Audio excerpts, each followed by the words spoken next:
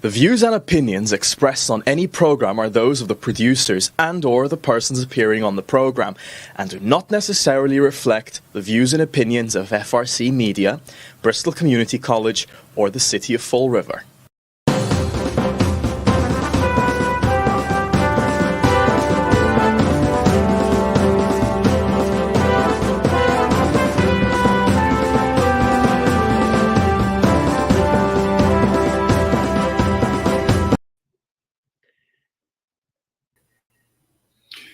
Well, hello. Welcome to Spindle City Straight Talk. I'm Chip. And I'm CJ. And we're on awfully early this morning. And it is Yep, it's hump day in the Riv. And off we go on our Commander COVID report. Yesterday's total cases was 133,359. New cases was 454. 9,323 total deaths, 8 new deaths. Bristol County had 10,386. Fall River had 5 new cases, putting us up at 2,167. We remain with 135 fatalities. So the thing that got me, though, about the numbers is, and let me bring that back up. I just had it here a second ago. Here we are. I'm not sure if this should concern people or not, but I would be concerned about it. Right now, we have a 3% average daily test rate with 450 new daily cases, obviously, yesterday. 4 hospitals are using surge capacity. We're certainly not experiencing the numbers to be so high. In fact, we're expecting a 2 to 3.75, but guess what? We're not doing too well. We're getting up there in the numbers, so we have to focus on some of this and what's going to happen. And where Fall River is still on the borderline, on the cusp of being a red zone, I found it quite appalling that the mayor would plan for a drive-in on Friday, October 30th. And he's limited the tickets so much that all the tickets online have already sold out. They're free, but they've already sold out. And now they have to go to BayCoast Bank or CD Rec to get what limited number of tickets available. And what happens if we go into the red zone, Mr. Mayor? Yeah, I know. BayCoast Bank. To go to BayCoast Bank. Isn't it amazing how BayCoast Bank has become intertwined like the military-industrial complex into our economy in the city? I mean, that should be redesignated as City Hall, because they're picking up bills. Now you have to go there for tickets. Wow, let's really flaunt the relationship between BayCoast. It's pretty apparent. Let's see what else is going on. But because, look, it's election season. Today is the big day of the vice presidential debate. I'm looking forward to this debate because, although I'm not crazy about the format, CJ, I don't know if you heard, but supposedly the moderator has it broken up into 9 10-minute segments. That's a little bit too restrictive. If they get on a topic and it's really going well, the debate is getting interesting. You switch over 10 minutes later, you're going to just shut it down and go to 9 topics. I mean, you try to cover what you can, but you really want to let the debate kind of get into a flow. And I think this debate will be far different. You don't have a one participant who will always throw a counterpunch immediately and won't wait for his turn, and the other guy is just totally. Sometimes he doesn't know where he is, but now you have a couple of people who are different temperament. Kamala Harris is a seasoned debater. a former prosecutor, so she's worse. She is used to being cross-examining people and debating. She did fairly well in those debates. Actually, she chewed up Biden and spit him out at that debate. During the presidential, But yes. and she's extremely aggressive too, which kind of turned people off. That's why she finished even behind, with blacks even behind our illustrious Elizabeth Warren.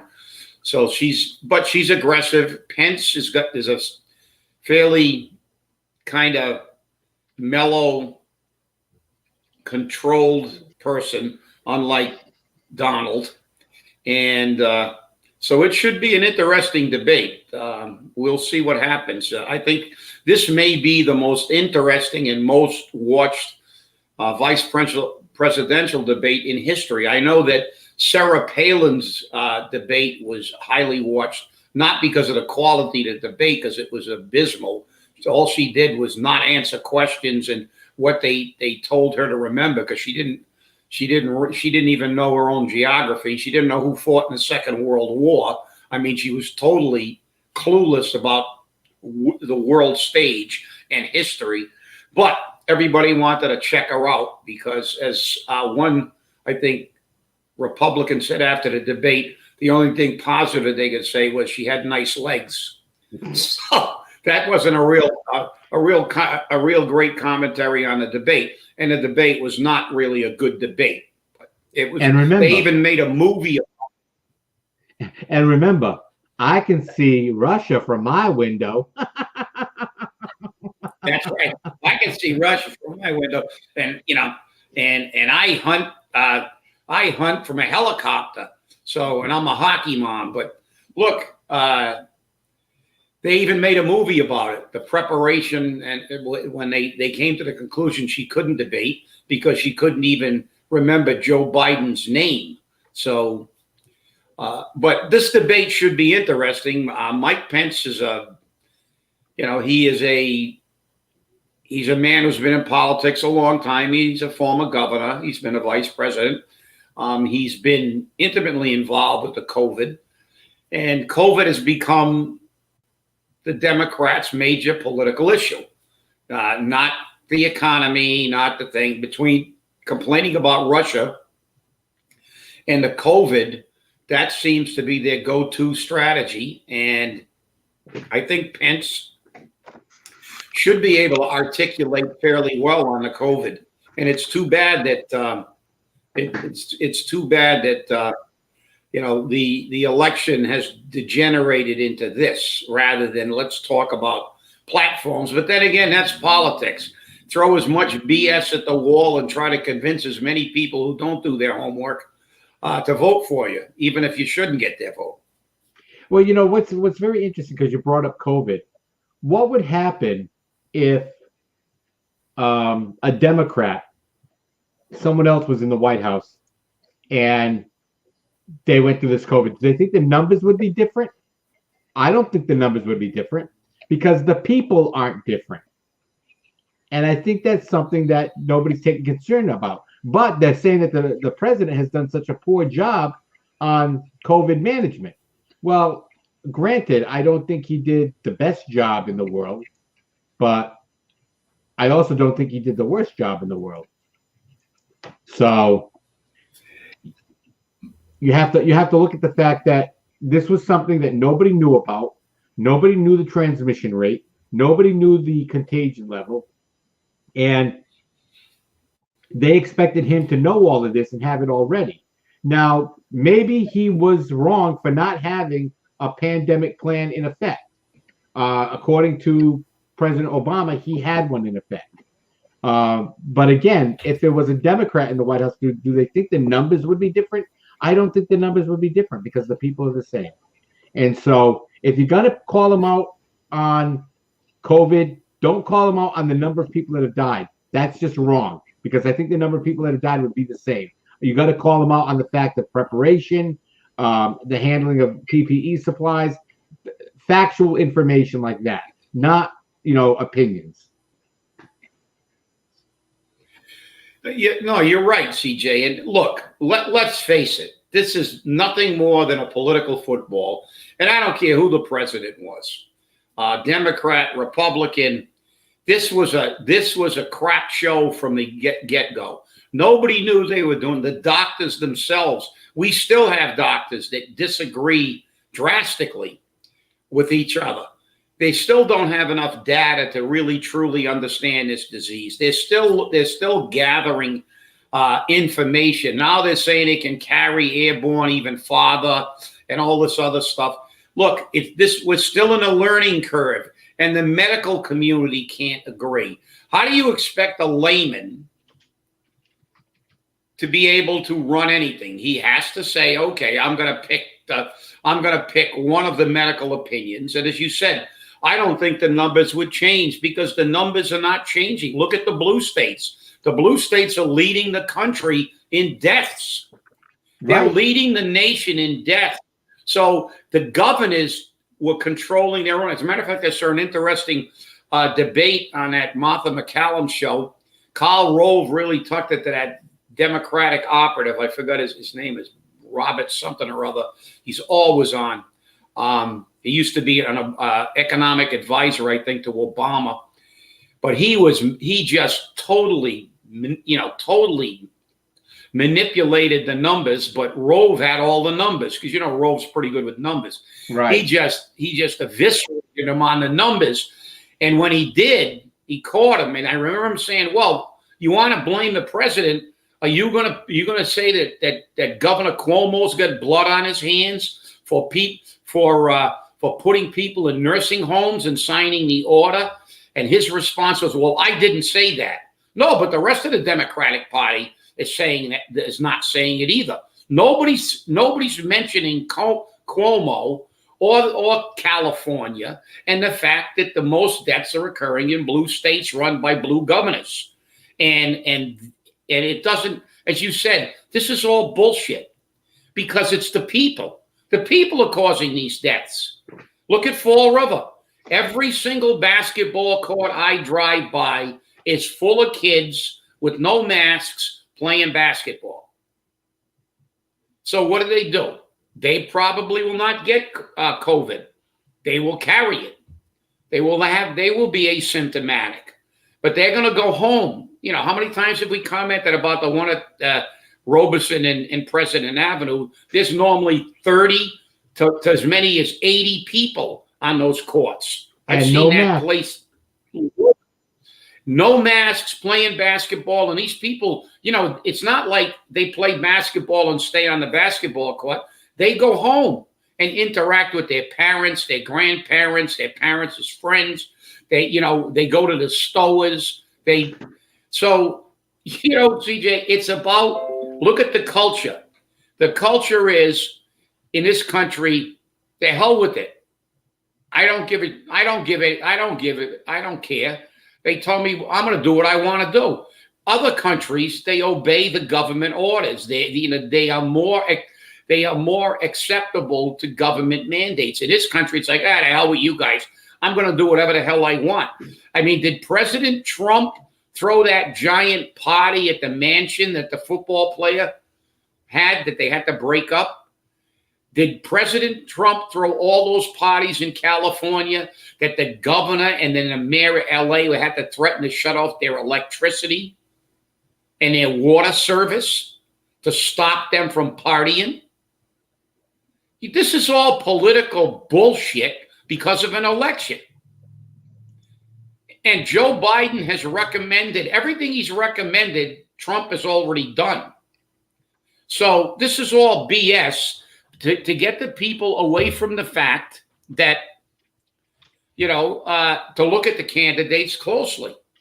Pay attention to the fact that what was this country before this pandemic hit? Was it doing well? Well, I'll let you decide. Do your homework. Check the economy. Check the employment rates. Check the employment rates for blacks and Hispanics. Check all the numbers. Was this country doing well? Were we bringing jobs back to this country or not? And then look at the other candidate and say, okay, Can he put a sentence together without a teleprompter or even with a teleprompter? So it's up to you to make your decision. We don't make your decisions for you, but what we say is do your homework. If you want to vote, be an educated voter. Don't listen to this crap on TV because I don't watch Republican or Democratic commercials because I know exactly what they are. Propaganda. They're propaganda to get you to think about everything except really examining the candidates and what they're going to do to this country. Do you want a free market society? Do you want a republic? Or do you want socialism? Do you want AOC taking away your cows, grounding all the airplanes, making you ride in a little battery-operated roller skate, making everything you do fundamentally illegal? Do you want Beto O'Rourke to take all the guns from law-abiding citizens? Because he sure as hell isn't going to confiscate the guns from the criminals, because they just had 3 suspects arrested in Chicago, I believe, and not one of them had a legal gun, because one of the charges were possession of illegal possession of a firearm. So we know that laws don't work, but if you want a socialist society, a society that's going to tell you what to do all the time, well, go for it. Do your homework. If that's what you want, by all means, this is America. You want to change the way we do business in this government, by all means, do it. When I see people who have lived under socialism, most of them don't. Ironically enough, I went to the new, the old Country Inn that closed. I went there for lunch the other day. It was quite good. And ironically enough, I had a waiter who was from Venezuela. Nice young man. And, I could pick up the accent, although I knew he had a Spanish accent. So obviously I'm interested since my daughter's a Spanish teacher. So I said, I said, what country are you from? She said, from Venezuela. I said, really? Yeah. So I said, well, what do you think of socialism? He went, he didn't want it. He goes, that place is a disaster. He said, the country's a disaster. Turned a beautiful country into a wreck. Socialism has wrecked virtually every place it's ever been. Look at the Russian economy. Look at the Venezuelan economy. Look at everything. So if you want if you want that in this country, well, vote for it. But know what you're voting for. Don't vote for the BS and say, I'm not voting for the other guy because he screwed up the COVID. Nobody could have done it. Nobody could have done anything on this because they're still not agreeing. Almost 9 months later? Yep. 10 months later? And they still can't get the medical community. They keep saying follow the science. Well, the science is not accurate yet. There are conflicting everything. So listen, this is a very dead period for any other kind of news except this. So that's why we're talking about it, because it's all about the election. And all we can do is encourage everybody to do your homework. Ignore the BS. It's not about COVID. It's about what's better for your future as an American. It's about what kind of America do you want? Do you want the Green New Deal? Do you want to work your whole life to subsidize illegal aliens and give them free health care? If this is the country you want, by all means, vote. Vote for it. But let's look at the issues. Let's look at the way the country was before COVID. COVID is unfortunately a very deadly aberration. I mean, we have pandemics periodically every 100 years or so. It's nature's way of culling the herd. So 1918, today, you're going to have pandemics. This one they're saying was actually created by China, if they can prove that, that's chemical warfare, but biological warfare actually. But this is what we're going to be. This is going to be the focus for the next couple of weeks. You're not going to hear anything in the news except propaganda. So don't pay attention to the propaganda. Think about the kind of America you really want. That's important. That's very important. And people need to understand that don't base your vote on the person. You may dislike the person, but if he has the plan and the issues that you're concerned with, that's who you vote for. Vote for what is the issue, not the person. A lot of people did not like Donald Trump. A lot of people still don't like Donald Trump, but they still vote for him because, again, like you said, they're voting for the issues on what they expect America to be. If you expect America to be a socialist country, if you expect America to be, everything for free for everybody, if you expect America to have open borders and just allow everyone to come in regardless of what their criminal status, their region where they're coming from, remember that has consequences as well. So you have to know what you're doing and how you're doing it. If we don't have an immigration policy in place, we're not going to be able to control not only our borders, but what happens inside the country as well as outside. Because remember, think about the fact that what if we didn't have immigration, in place? What would have happened on 9/11? How many more people may have died? How many more planes may have been hijacked? You have to look at these issues. You have to look at them all the time. And remember, it wasn't new, and it's still not new because we still hear people who are saying death to America. And it's got to, you have to vote for the issue. You have to vote for the issue. We need to have a strong military. We need to have a supported police force. And if we don't have those things, we're going to have chaos. And it's going to look like everything else. We'll start seeing more communities like Portland and, Kenosha. And, we won't be able to take control of our own government and our own cities and towns. It won't be safe. And as it is right now in Fall River, it's not safe. And we're not even having, outbreaks like we have in those cities. So what do you want? Do you want police and fire? Do you want public safety? Or do you want, money to be transferred from them to social services? You can't have both. You can't have both. And that's the difficult thing to have. That's very true. See, I'll tell you what, this is arguably the clearest election in the history of the United States since we've become a nation. We have never, I believe, at least in my opinion, ever had two parties so dramatically, philosophically different. We have one party who says we want to continue with the free market. We want to keep America fundamentally and abide by the Constitution. And the other side basically says we want to completely change the government. We want to fundamentally make this into a socialist government. And you notice that they ignore facts.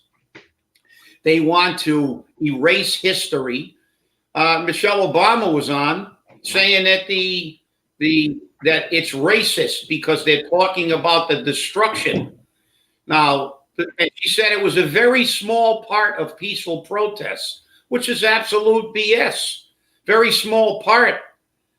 How about it's not only the riots and the burning and the looting. How about the tearing down of the statues and the other damage they did?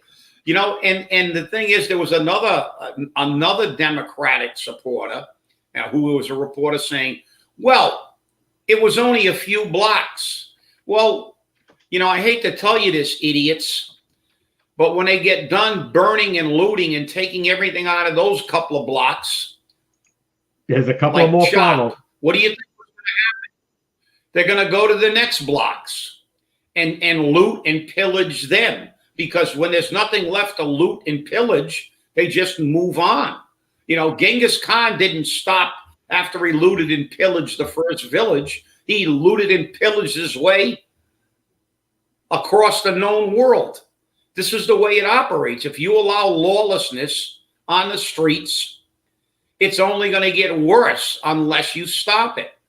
You know, people want socialism. Really? Show me somebody who lived in a socialist government who really liked it. They're here because they didn't like it.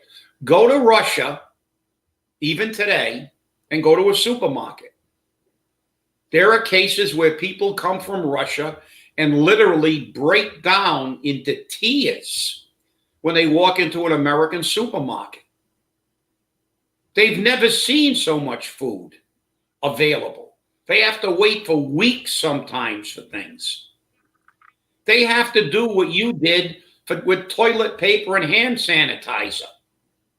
Do you want that as an everyday normal? Is that the new normal you really want? And if it is, fine.